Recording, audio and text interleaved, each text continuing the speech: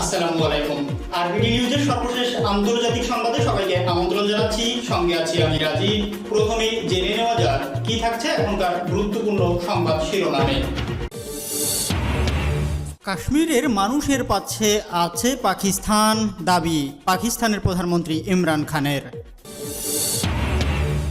British যুদ্ধজাহাজ ডুবিয়ে দিলেও বিশ্বযুদ্ধ শুরু হতো না বলছেন পুতিন। ইসরায়েলে বাহরাইনের রাষ্ট্রদূতকে অভিনন্দন জানালেন বাদশাহ। এবং সর্বশেষ থাকছে করোনা নিয়ে গুরুতর ঘটনা ঘটে গেছে বলছেন কিম জং উন। স্বাধীনতা লাভের আশায় মুখিয়ে আছে কাশ্মীরের জনগণ। কাশ্মীরের জনগণ চাচ্ছে তারা যে কোনোভাবে হোক ভারত থেকে বিচ্ছিন্ন হয়ে যে স্বাধীন কাশ্মীর গঠন করতে। এদিকে জাতিসংঘ কিন্তু চাচ্ছে কাশ্মীরে গণভোটের মাধ্যমে তারা নিজেদের ভাগ্য নিজেরাই নির্ধারণ করুক। কিন্তু ভারত মুখে বলে তারা সমস্ত আইন কানুন মেনে চলে, জাতিসংঘের নিয়ম কানুন মেনে চলে, কিন্তু আদতে তারা কাশ্মীরে গণভোট দিতে নারাজ। কারণ ভারত জানে যদি কাশ্মীরে গণভোট হয় সেক্ষেত্রে ভারতের চিহ্নই কাশ্মীরে আর থাকবে না, তাদেরকে কাশ্মীর ছেড়ে চলে যেতে হবে। যে কারণে তারা কোনোভাবেই গণভোট দিতে রাজি নয়। অথচ তারা মুখে বলে তারা আইন লঙ্ঘন করে না, কিন্তু এখানে তারা স্পষ্ট জাতিসংঘের আইন লঙ্ঘন করছে। কাশ্মীরের মানুষের স্বাধীনতা পাওয়ার কি আশা নাই, বা তাদের কি এই চাওয়াটা খুব অন্যায় যে তারা স্বাধীনতা চাচ্ছে বা স্বাধীন হতে চাচ্ছে? ভারতের এই অন্যায়কে আর কতদিন সহ্য করবে মানুষ? এ বিষয়ের উপর আপনারা আপনাদের মূল্যবান মতামত প্রদান করবেন এবং অনুরোধ থাকবে গুরুত্বপূর্ণ এই ভিডিওটি না টেনে সম্পূর্ণ দেখার জন্য। এতক্ষণ সংবাদ শিরোনামগুলো শুনছিলেন, এখন বিস্তারিত। তবে তার আগে রিকোয়েস্ট থাকবে ভিডিওটিতে একটি লাইক করুন এবং আপনি যদি এই চ্যানেলটিতে নতুন হয়ে থাকেন চ্যানেলটি সাবস্ক্রাইব করে পাশে থাকা বেল আইকনটি অন করে দিন। কাশ্মীরের মানুষের পাশে আছে পাকিস্তান বলছেন পাকিস্তানের প্রধানমন্ত্রী ইমরান খান। কাশ্মীরের মানুষের পাশে থাকার অঙ্গীকার পুনর্ব্যক্ত করেছেন পাকিস্তানের প্রধানমন্ত্রী ইমরান খান।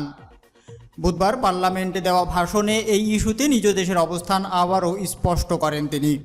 2019 সালের আগস্টে কাশ্মীরের স্বায়ত্তশাসন ও বিশেষ মর্যাদা প্রত্যাহার করে রাজ্যটিকে দ্বিখণ্ডিত করে ভারতের নরেন্দ্র মোদী সরকার।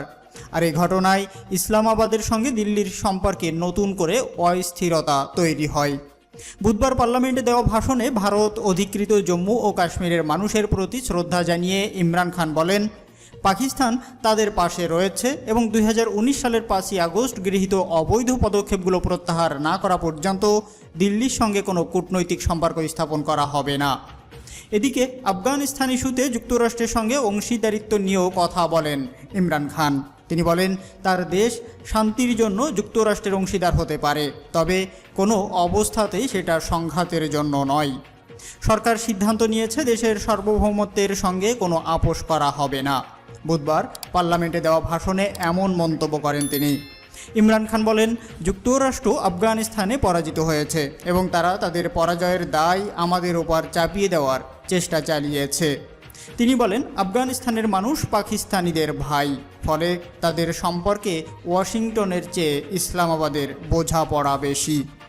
ইমরান খান বলেন, যুক্তরাষ্ট্র তালেবানকে আলোচনার টেবিলে বসাতে পাকিস্তানকে বাধ্য করার চেষ্টা করেছিল, কিন্তু কৌশলগত অবস্থানের চেয়ে বরং আমরা আফগানিস্তানের মানুষের সিদ্ধান্তকে সম্মান জানাবো। আমরা শুধু আফগানিস্তানে শান্তি চাই এবং এটিই আমাদের সবচেয়ে বড় স্বার্থ। তিনি বলেন, ইতোপূর্বে সন্ত্রাসের বিরুদ্ধে যুদ্ধে যুক্তরাষ্ট্রের সহায়তার পথ বেছে নিয়েছিল পাকিস্তান, কিন্তু পরে দেখা গেছে আমরা আমাদের নিজেদের নাগরিকদেরই বন্দী করেছি এবং পরবর্তীতে তাদের গুয়ান্তানামো বে কারাগারে পাঠাচ্ছি। সাবেক প্রেসিডেন্ট পারভেজ মোশাররফ এটি স্বীকার করেছেন। পাকিস্তানের প্রধানমন্ত্রী বলেন, সন্ত্রাসের বিরুদ্ধে যুদ্ধে আমরা আমাদের 70,000 মানুষকে হারিয়েছি, $150 বিলিয়ন নষ্ট করেছি। তিনি বলেন, যুক্তরাষ্ট্রের নেতৃত্বে কথিত সন্ত্রাসের বিরুদ্ধে যুদ্ধের অংশ হিসাবে পাকিস্তানকে তার উপজাতীয় এলাকায় সেনা পাঠাতে বলা হয়েছিল। কয়েকশো লোককে তাড়া করার জন্য তাদের সেখানে পাঠানোর কথা বলা হয়েছিল, কিন্তু এর জন্য চালানো ড্রোন হামলায় সেখানকার স্থানীয়দের চরম মূল্য দিতে হয়েছে। ইমরান খান বলেন, সেই সময় পাকিস্তান তার বন্ধু ও শত্রুদের মধ্যে পার্থক্য করতে পারেনি। তিনি প্রশ্ন রাখেন, একটা দেশ কি তার মিত্রদের ওপর হামলা চালায়?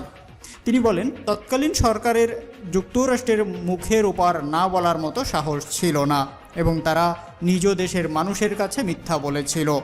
তার ভাষায়, আমাদের অবশ্যই এটা বুঝতে হবে যে কোনো জাতি যখন তার নিজেকেই সম্মান করে না, তখন বাইরের দুনিয়াও তাকে সম্মান করবে না।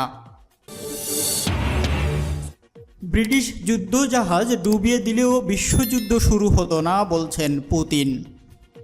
কৃষ্ণ সাগরে সাম্প্রতিক রাশিয়া কর্তৃক ব্রিটিশ যুদ্ধজাহাজকে তাড়া করার ঘটনায় আত্মপক্ষ সমর্থন করেছেন রুশ প্রেসিডেন্ট ভ্লাদিমির পুতিন। এ ঘটনায় উল্টো যুক্তরাষ্ট্র ও যুক্তরাজ্যকে এক হাত নিয়েছেন তিনি। বুধবার রাষ্ট্রীয় টেলিভিশনে এক প্রশ্ন উত্তর অনুষ্ঠানে তিনি বলেছেন, রাশিয়া সেদিন ব্রিটিশ যুদ্ধজাহাজটি ডুবিয়ে দিলেও তাতে করে আরেকটি বিশ্বযুদ্ধ শুরু হয়ে যেত না। 2021 সালের 23শে জুন কৃষ্ণ সাগরে যুক্তরাষ্ট্রের একটি যুদ্ধজাহাজকে তাড়া করার দাবি করে রাশিয়া। মস্কোর প্রতিরক্ষা বিভাগ জানায়, তাদের টহল জাহাজ থেকে ব্রিটিশ ডেস্ট্রয়ার শ্রেণীর জাহাজ HMS ডিফেন্ডার্সকে সতর্ক করে 2টি গোলা ছোড়া হয়। জাহাজের পথের সামনে জঙ্গি বিমান থেকে একটি বোমাও নিক্ষেপ করা হয়েছে। তবে মস্কোর এমন দাবি অস্বীকার করে ব্রিটিশ সরকার। এ নিয়ে দুই দেশের মধ্যে নতুন করে কূটনৈতিক উত্তেজনা তৈরি হয়। সেই ঘটনার সূত্র ধরেই বুধবার এ নিয়ে কথা বলেন পুতিন। এদিন টেলিভিশনে দেওয়া ভাষণে রুশ প্রেসিডেন্ট বলেন, ইউক্রেনের ভিতরে কিংবা দেশটির কাছাকাছি কোনো স্থানে সামরিক ঘাঁটি তৈরির প্রচেষ্টার অংশ হিসাবে সেদিন ব্রিটিশ যুদ্ধজাহাজটি রাশিয়ার পানি সীমায় প্রবেশ করেছিল। ওই অপারেশনে যুক্তরাষ্ট্রের একটি গোয়েন্দা বিমানও যুক্ত ছিল। কৃষ্ণ সাগরে সেদিন রুশ বাহিনীর ভূমিকা কি তৃতীয় বিশ্বযুদ্ধের ঝুঁকি তৈরির উস্কানি ছিল? এমন প্রশ্নের জবাবে পুতিন বলেন, এই মুহূর্তে তৃতীয় বিশ্বযুদ্ধ শুরু হওয়ার মতো কোনো ঝুঁকি নেই। এমনকি ব্রিটিশ যুদ্ধজাহাজটি ডুবিয়ে দিলেও এই ধরনের ঝুঁকি তৈরি হতো না। রুশ প্রেসিডেন্ট বলেন, তারা জানে এই সংঘাতে তারা জিততে পারবে না। আমরা নিজেদের এলাকার জন্য লড়াই করব। তাদের সীমান্তে যেতে আমরা কয়েক হাজার মাইল ভ্রমণ করিনি।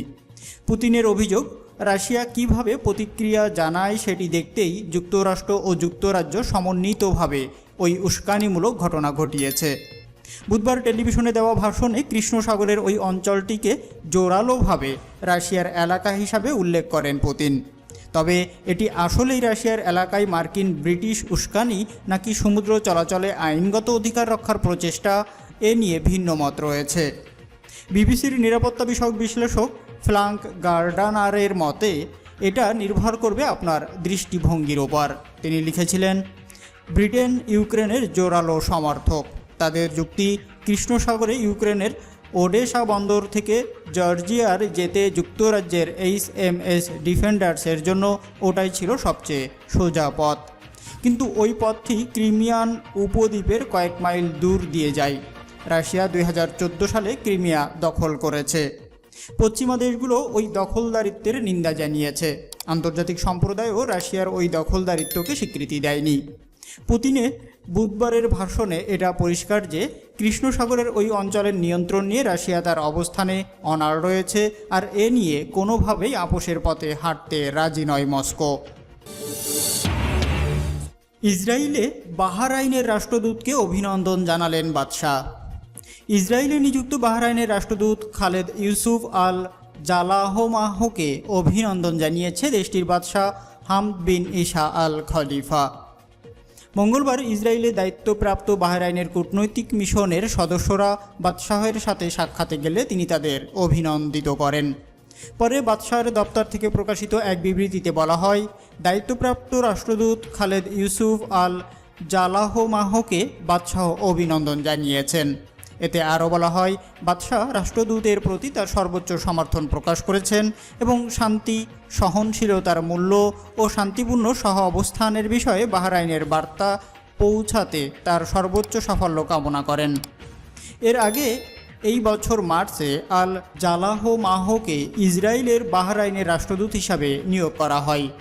ইসরায়েলের তৎকালীন পররাষ্ট্রমন্ত্রী গাবি আশকেনাজি এই নিয়োগের বিষয়ে অনুমোদন দেন।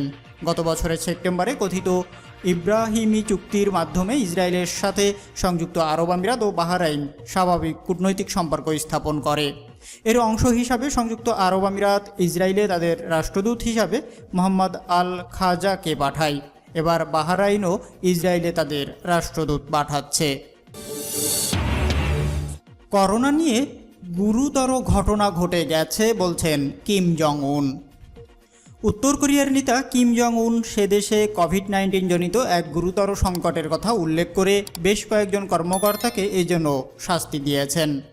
উত্তর কোরিয়ার কর্তৃপক্ষ করোনা ভাইরাস মহামারী শুরু থেকেই বলে এসেছে যে সে দেশে কেউ এতে সংক্রমিত হয়নি।